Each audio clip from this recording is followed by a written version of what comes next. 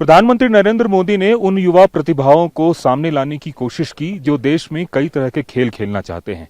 और बात जब बर्फ की वादियों में खेल की हो तो उसके लिए कश्मीर से बढ़िया जगह कौन सी है। अभी हमारे साथ केंद्रीय खेल मंत्री मनसुख मांडविया सर हैं।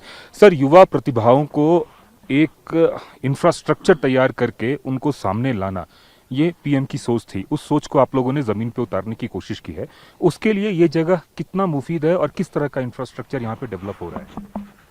अभी हम गुलमर्ग में विंटर गेम्स के आयोजन पर उपस्थित हैं। मुझे बताते हुए खुशी हो रही है कि विंटर गेम्स के द्वारा हमारे जम्मू कश्मीर में जो कुदरती संपदा है उसको हार्नेस्ट करने की कोशिश है। यहाँ स्नो है, यहाँ ब्यूटी है, यहाँ एथलीट है, और इसलिए ही ये छठवां संस्करण है जो विंटर गेम्स यहाँ आयोजित हो रही है। कश्मीर भाग्यशाली है कि खेलो इंडिया के तहत वाटर गेम्स और विंटर गेम्स दो यहाँ प्रतिवर्ष होती है। और ये विंटर गेम्स स्पोर्ट्स पर्सनालिटी और स्पोर्ट्समैन को तो गुलमर्ग तक ले आते हैं, लेकिन जब स्पोर्ट्स प्रतियोगिता होती है तो उसको देखने के लिए हजारों की संख्या में लोग आते हैं। वो यहाँ टूरिज्म भी करते हैं, यहाँ के स्नो और स्नो की ब्यूटी भी देखते हैं, यहाँ के युवाओं की टैलेंट को भी अवसर मिलता है, यहाँ की इकोनॉमी को भी बूस्ट मिलता है। मेरा पक्का विश्वास है कि गुलमर्ग विंटर गेम्स आने वाले दिनों में वैश्विक स्तर पर अपना नाम करेगा।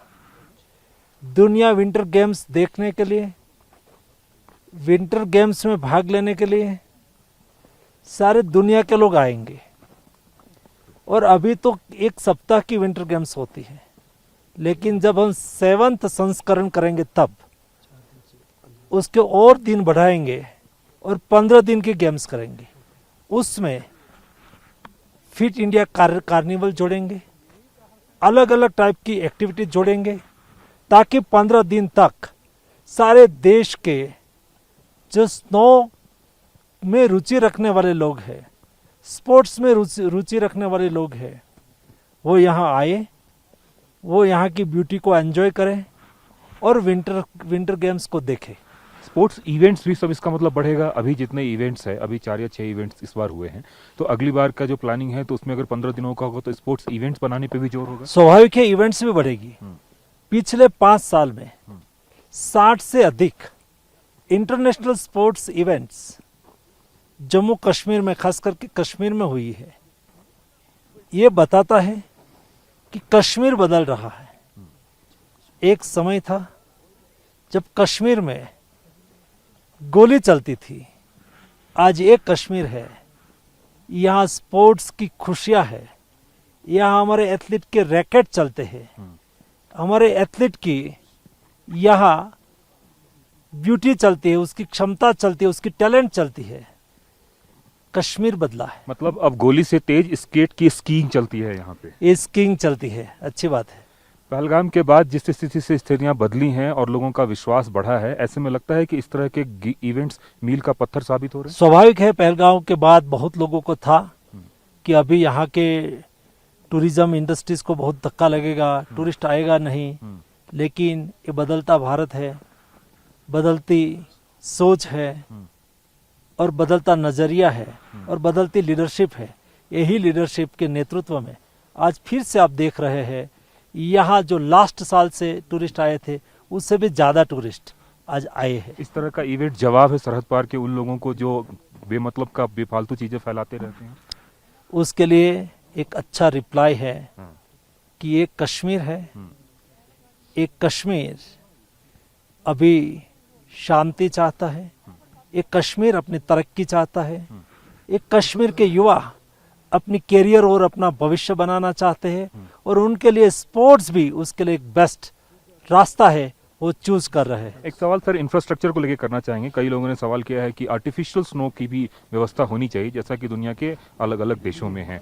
तो आपको लगता है कि आने वाले दिनों में ऐसा किया जा सकता है? कुछ स्वाभाविक है जब तक नेचुरल ब्यूटी मिले, नेचुरल स्नो मिले, उससे अच्छा तो कुछ नहीं होता। और इसलिए हमने तय करा है कि इस बार तो विंटर गेम्स की डेट हमने पहले तय करी थी, लेकिन वही स्नो अच्छा गिर जाने के बाद ही हम विंटर गेम्स करेंगे, ताकि स्नो में ही विंटर गेम, अच्छे स्नो में विंटर गेम्स हो। ये हमारा आने वाले दिनों में लर्निंग होगा। केंद्र और जम्मू कश्मीर सरकार साथ कदम से कदम मिला के चल रही है, इसका असर दिख रहा है। यही हमारी फेडरल डेमोक्रेसी की ब्यूटी है। हाँ, यहाँ की स्टेट गवर्नमेंट हाँ, और सेंट्रल गवर्नमेंट हाँ। दोनों साथ में मिलके हाँ, यहाँ के युवाओं में रही स्पोर्ट्स टैलेंट को आइडेंटिफाई करके, नर्चर करके उसको बेस्ट अपॉर्चुनिटी देना है, ताकि वो पोडियम पर अच्छा अपना प्रदर्शन कर सके। एक सवाल सर सिर्फ आपसे, केंद्र सरकार को जो सहयोग मिला उससे कितना खुश हैं आप? बहुत अच्छा सहयोग है। माननीय मुख्यमंत्री साहब को पूरा आशीर्वाद, हमारे माननीय जो यशस्वी प्रधानमंत्री नरेंद्र मोदी जी का है, खास करके हमारे स्पोर्ट्स मिनिस्टर जी का। मैं तो अभी 1.5 साल ही हुआ है, लेकिन दोनों इवेंट्स इतने शानदार हुए, और जो बच्चों ने मांगा, आज इन्होंने कुछ ऐसे हिस्टोरिक फैसले हुए जो पिछले 78 सालों में नहीं हुए।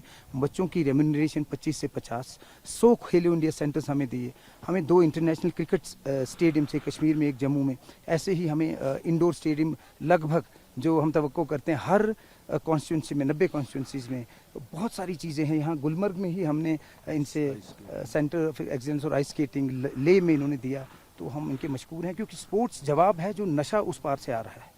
वो तो ड्रोन्स का इस्तेमाल कर रहे हैं, तो मैं मशकूर हूँ दिल से गवर्नमेंट ऑफ इंडिया का, हमारे प्रधानमंत्री साहब का, और खास करके हमारे स्पोर्ट्स मिनिस्टर मनसुख मांडविया। इसका संदेश तो गुजरात में भी जाएगा आने वाले समय में जो वहाँ खेल होने वाला है। स्वाभाविक है, हमें खेलो इंडिया की तरह खेलो इंडिया स्कूल गेम्स, खेलो इंडिया यूनिवर्सिटी गेम्स, खेलो इंडिया ट्राइबल गेम्स, खेलो इंडिया यूथ गेम्स, खेलो इंडिया स्नो गेम्स, खेलो इंडिया वाटर गेम्स, खेलो इंडिया विंटर गेम्स, खेलो इंडिया ट्राइबल गेम्स, वैसे खेलो इंडिया ट्राइबल गेम्स से भी आगे बढ़ के नंबर ऑफ टाइप की sports activity से देश को हम एक बेस्ट स्पोर्टिंग नेशन के रूप में दुनिया में आगे ले जा रहे हैं। निश्चित रूप से बेस्ट स्पोर्टिंग नेशन में आगे जाएगा और उसकी गूंज वहां तक भी जाएगी। कैमरामैन हरीश के साथ कुमार कुंदन, TV9 भारतवर्ष, गुलमर्ग।